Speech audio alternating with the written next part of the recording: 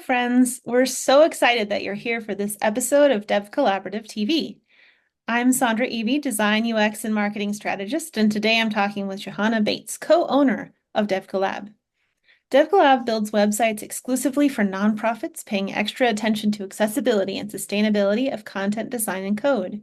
If just thinking about updating your website is enough to send you to bed with a hot cup of tea, then you're in the right place. We're devoting this channel to helping you improve your nonprofit website so that you can reach more people with ease. If you're considering redesigning or updating your nonprofit's website, a big concern on your mind is likely how much will this project cost? Maybe you've heard horror stories from colleagues about web development projects that ballooned out of scope and got really expensive. Johanna is here to shed light on what drives the cost of a website project, where you can save time and cost, and where you can't. Okay, tell me more about the design and the development bucket. How can that increase cost and scope? Sure.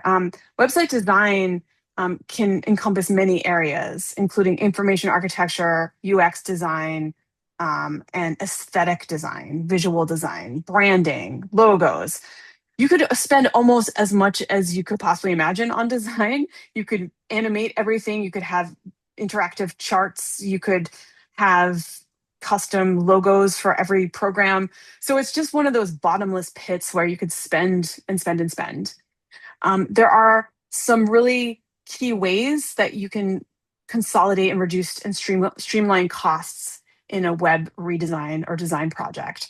And it's important to be aware that the more page layout variations you have, the longer they will take to build. So if you have 6 different kinds of landing pages, or 6 different areas for which you have landing pages, and making each one its own bespoke art project, special snowflake, will cost much more than if you have a landing page design with a unified layout that's consistent, and you have other ways to vary it: color, imagery, the content itself, etc. So reusing layout patterns is one great way to save cost in the design process. It's also helpful for users in terms of accessibility when you have some consistency in your visual and design and UX. And so it's also a good practice to not have too many special snowflake pages on your site, and to have some shared patterns. Animations and interactivity often need a lot of thought and troubleshooting. So, how are they going to work on a mobile device with touch as opposed to desktop? Those are all things that take more time to consider and test and develop. So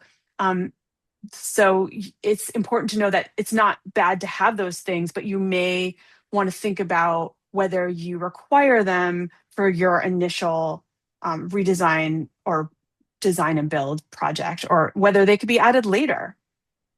And also, if you have a lot of custom elements in your design, so think of, say, a pull quote and a caption and an image, and like 2 images beside each other. If each of those is a Lego block, right? The more of those you have that can be added by a content editor and combined in any kind of way that they want to make unique and compelling looking content, the more troubleshooting it will take. So components are great for creating visual variation and making really strong looking content on the web. But if you have many, many of them, then any possible combination of them needs to be considered on desktop, tablet, and phone. And so that can take more time. So you may want to start with just the components that you really, really need, and you can always add more in the future. And all of that sort of points to a bigger concept, which is consider a minimum viable product process, or MVP. And if you have a fixed budget, which almost all of our clients do, not fixed necessarily, but capped budget, some sort of budget limitation, almost everyone wants more than they can do on the budget they have available.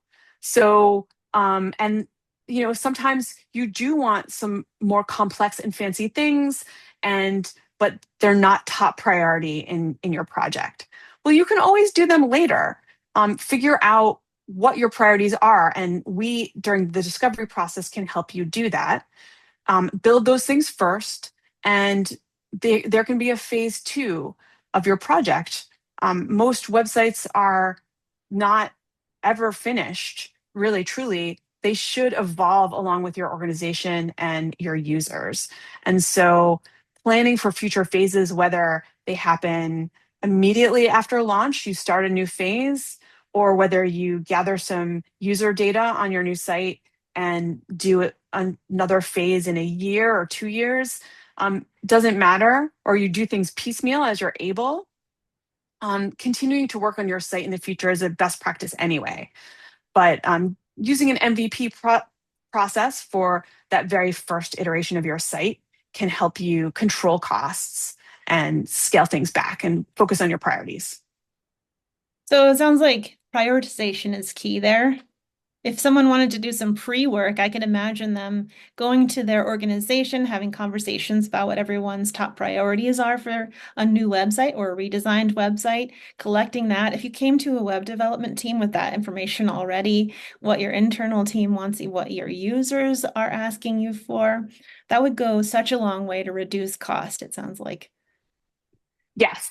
And also, we're going to vet those things with you during the discovery process and make sure that nothing new comes up. So, that pre work is incredible at making the discovery process more efficient, too. Yeah. If I'm interested in a web development project for my nonprofit, let's say I was a nonprofit comms person or like the CEO, and I was looking for someone to redo my website or make a new one from scratch, does DevCollaborative have services that you would recommend to get started? Yeah. If you reach out on devcollaborative.com on our contact form, we would be happy to talk with you about project ideas, plan an RFP if you need to do an RFP process, and just help you think ahead about how you want to approach something. And what if you don't know exactly what you need and you just want to have a conversation and maybe some quick fixes? Do you have any small get to know you kind of services? We do. We have some services called tiny services where we can look at your site for just an hour and talk about improving editing, improving accessibility, writing better for the web.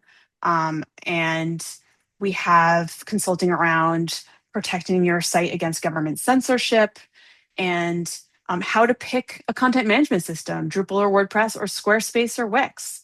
So all those things you can do with a very small engagement with Dev Collaborative, or we can engage in a bigger discovery process if you're ready to do that. Thanks. That's it then.